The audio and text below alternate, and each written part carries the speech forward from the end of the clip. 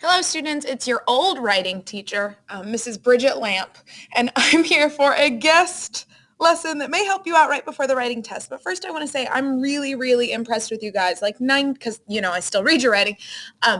95% of you have made such leaps and bounds since last year, and I know that you're going to be awesome on Tuesday. So please don't take this as a last minute panic, but more just to remind you of some things that I know you know, and that I know you're going to be amazing. So we're going to talk about trimming quotes and quotes within sources, because that can be a tricky thing, and I just want to make sure you know what to do and you're prepared. So take a look at this prompt. Write an essay in which you take a stance on whether video games have a substantial effect on players' physical health. So answer this question for me. You are correct. It is an argument. And you know that because of that phrase, take a stance. So if we're going to have an argument, then in that case, the first thing we've got to have, the thing that makes it an argument, is a very nice, a claim. So here's my claim that I've come up with for my example that I'm going to write for you. Although video games tend to get a bad reputation, the reality is that recent scientific research suggests that they can, in fact, have very positive effects on their players, except in the area of sleep schedules. So remember that one of the reasons that we start with a counter the way we did there, so that we can show that we understand that the issue is sophisticated. We don't just say video games are good, okay? This is going to be complex. And another thing it's going to be is nuanced. And you're going to get used to hearing this word, but I will say it to you now. When something is nuanced, it shows subtle distinctions. It's just going to show that you're more thoughtful. So that's what this bold section does.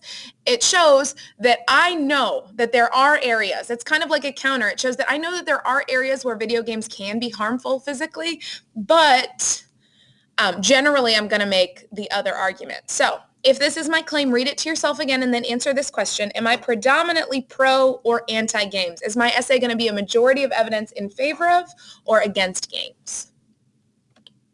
Yep, you were right. I am pro-games. And here's one of the sources I'm going to use to make my pro-game argument. I'm not going to read this to you. I'm going to let you read it.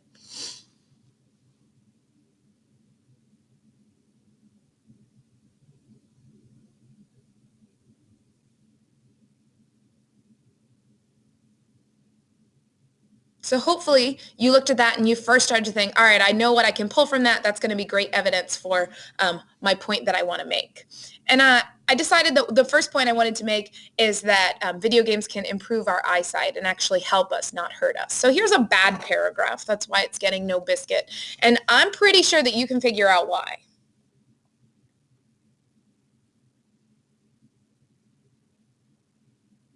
There's actually 3 problems with this paragraph. Take a minute right now and see if you can figure out what all 3 are. I'm going to make you write down what was wrong with all 3 of these, so you might really want to think about it. So thing number 1, and the most obvious one that I showed you there, is that the quotes are too long. And you might just think that Ms. Robinson and I are just mean and we just really want to make you go fewer than 7 words just to make your life difficult, but it's not that at all. This is the problem with long quotes. Look at this paragraph. The majority of this paragraph is quotes. It doesn't show people that you can write and be convincing. It shows people that you can find really long quotes that make it look like you have a big paragraph. The other thing that's wrong with it is that the commentary is bad. This is important because video games can help us see better. I mean, that's, I guess, true, but it's not convincing. It doesn't actually achieve its purpose. I feel like this is my fault because I trained you so much to use commentary stems, but I didn't always force you to think super hard about why you were writing commentary in the first place. So the point of commentary is not just to fill up what comes at the end of the stem. The point of commentary is to actually, in an argument, convince me, or in an explanatory, explain something to me. Now, the third thing that's wrong with this is a little more subtle, so you may or may not have noticed it. I'm going to ask you to tell me what the source is here, and you quoted Daphne Bavelier, but the problem is Daphne Bavelier didn't write this article. This article is written by Lisa Stein, and you have to quote Lisa Stein. I don't know how much of a stickler they're going to be about this on the real test, but theoretically, if they wanted to, they could give you a 1 in evidence and elaboration for this paragraph because you didn't actually cite the source. So show them that you're really, really smart and you understand sources within sources. Show them that you understand that it is Lisa Stein quoting Daphne Bavelier. So those are the 3 problems. We're going to take them one at a time. First, of course, we need to pick shorter quotes. I found 2 that I would use from here. There's actually 3 that you could use, but I'm going to go with these 2. Sorry, I highlighted her name so you'd pay attention to the fact that she's the author. Substantial increase in the spatial resolution of their vision, and this idea that they could see things on an eye chart more clearly.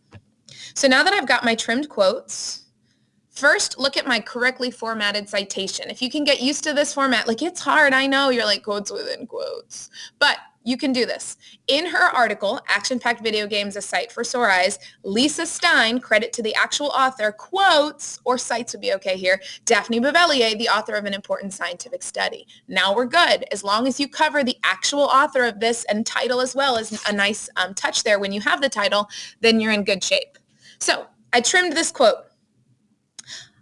You'll see how I made this work. I will read this to you and I'll show you why, because I want to talk about commentary in this improved one. Because one thing I did when I trimmed my quotes was I made room for me actually to have to write real commentary in order for it to look like a paragraph.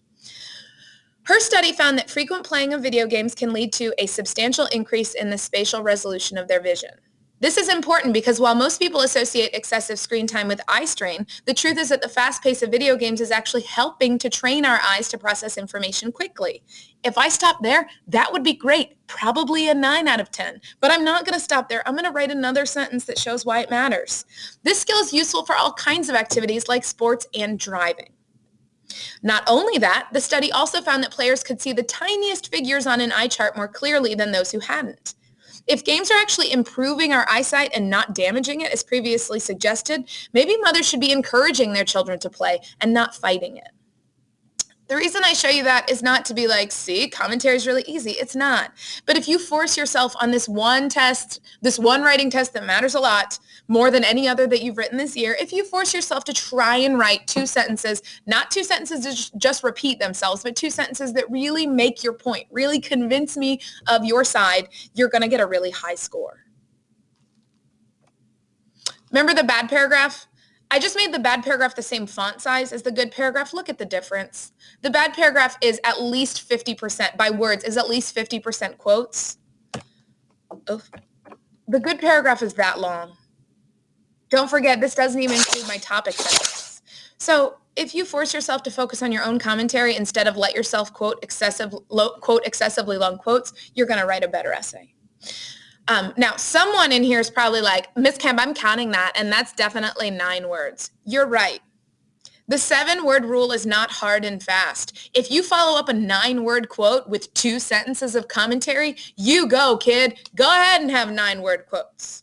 But if you have a 13-word quote followed up by 9 words of commentary, you're doing it wrong.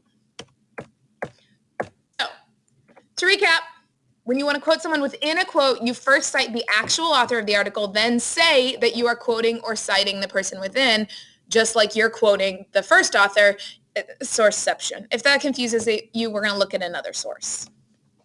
Here's another source that I was given for my same prompt of, do video games have a substantial physical effect on players' health? I'll let you read this.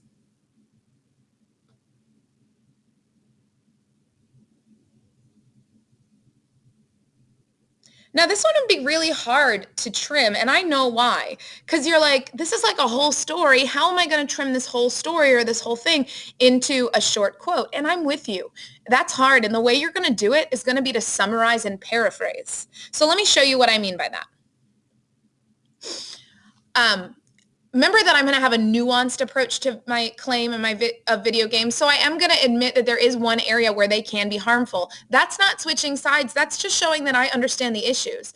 I'm going to talk, of course, about how you saw my first positive paragraph of how that can be good for your eyesight. In between here, there was another positive paragraph about how many video games, especially like the Nintendo Wii and Xbox has one too, are actually intended to help get people who are normally sedentary or not moving actually up and active. So I have 2 paragraphs so far that are positive. Here I'm just going to acknowledge what's obvious from the sources. So one area where the experts agree that games can be genuinely harmful is when they interfere with teenagers' sleep schedules. Look at my citation. I'm going to quote within a quote. In her article, Teen Sleep Cut Short, Vicky Ortiz-Healy quotes one of these teens, Ryan Cassidy, who after staying up until 2 a.m. admits that though he knows he'll be tired in the morning, it's almost worth it. Now that was really hard to do. I'm with you if you're like, what? How do you take all of this and quote only that little part? It's hard to do, but you can do it. Now look at my commentary, because I am not going to just stop it. What this means is he thinks it's almost worth it. Even Cassidy admits that it's not really worth it, but teenagers who are not fully mature may struggle to make the right decision about getting to bed on time, which could cause everything from fatigue to poor grades to dangerous car accidents. You see what I did there? I didn't just stop at it's bad, or he thinks it's not worth it, or he thinks it is worth it. I took it farther and I looked at long-term effects. Now, I'm going to show you another one. I didn't show you this part of the source, but you're just going to see another example of quoting within a quote. Healy also cites Dr. Matthew Edlin, the director of the Center for Circadian Medicine, who admits that he is, quote, scared stiff by this trend where kids act, quote, as though they don't need any rest. I know you didn't see this source. Don't be like, wait, did I miss a slide? You didn't. But this is another example of 1, having short quotes, 2, quoting within a quote, and 3, here's some more strong commentary. This isn't as strong because I was like, oh, I feel like I already said a lot of the things I wanted to say, but because I was trying to show off for you, just like you were going to be trying to show off on this big test, I came up with something. Admittedly, one group who should be discouraged from excessive video game playing are teens who do not have the impulse control to moderate their playing.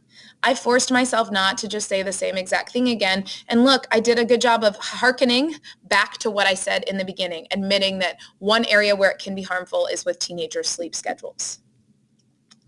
If you're like, I still don't really get how to cite within a source, watch it again.